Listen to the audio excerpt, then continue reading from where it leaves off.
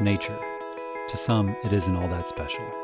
To us, it's the opportunity to reconnect with the land, with each other, and to appreciate and preserve the world around us.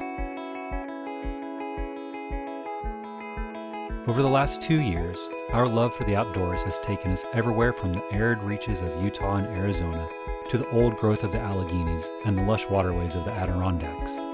We hope you enjoy the memories we have created and the adventures we have yet to experience in what we lovingly call the amazing outdoors.